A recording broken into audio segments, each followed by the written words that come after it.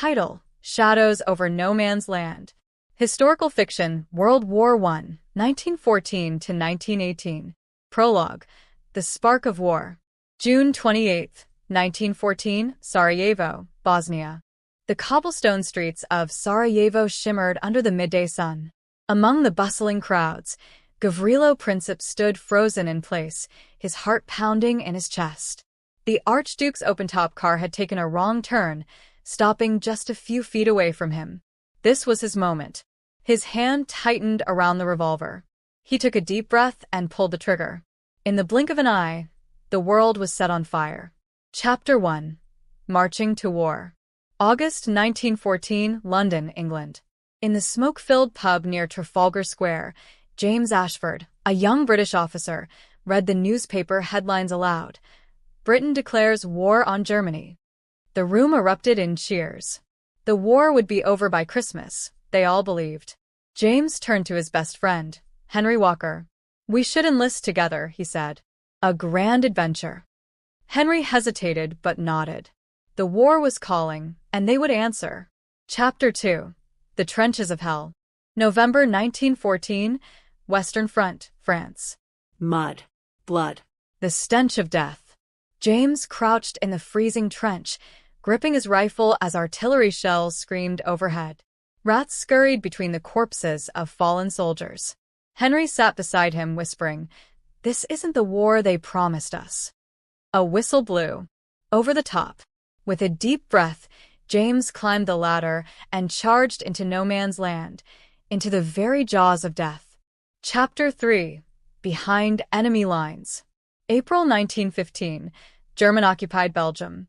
Disguised as a French merchant, Eleanor Sinclair, a British spy, slipped through the shadowed streets of Brussels. She had a mission: deliver intelligence on German troop movements to the Allies. But the enemy was closing in. One wrong move, and she would vanish into the darkness of a German prison. Chapter 4. The Gas Attack.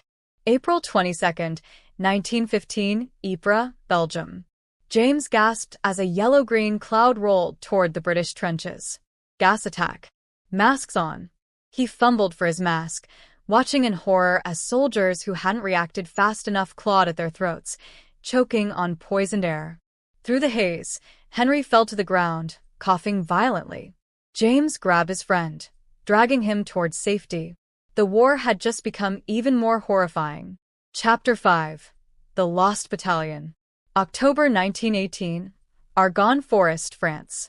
Deep in enemy territory, an American unit found itself surrounded. Led by Major Charles Whittlesey, they were cut off from reinforcements, their supplies dwindling. Among the trapped soldiers was Corporal William Carter, who scanned the dark, misty forest for movement. German snipers lurked beyond the trees, and every shadow could be their last. With no way out, they had two choices: fight or perish. Chapter 6. A Letter Home. December 1917, London, England.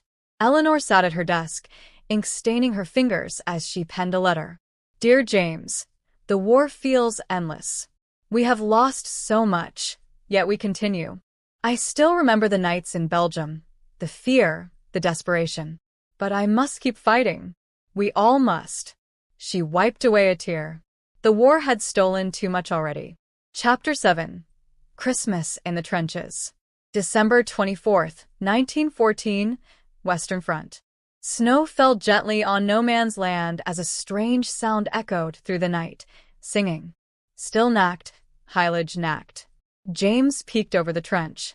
Across the battlefield, German soldiers were standing, unarmed, singing a Christmas carol. Against all orders, British troops joined in. For one night, the guns fell silent. Enemies shook hands, exchanged cigarettes, and played football in the frozen mud. By dawn, they were soldiers again. Chapter 8. The Fall of the Kaiser. November 9, 1918, Berlin, Germany.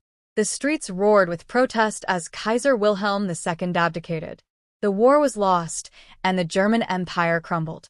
In the chaos, Eleanor slipped through the crowd, her mission complete. She had helped weaken the German war machine from within. Now, at last, it was over. Chapter 9. Homecoming. November 1918, London, England. James stepped off the train, scanning the crowd for familiar faces. The war had taken Henry, taken years of his life, but he had survived. Eleanor was there, waiting. She smiled softly, though they both knew they were no longer the same people they had been before the war. "Welcome home," she said.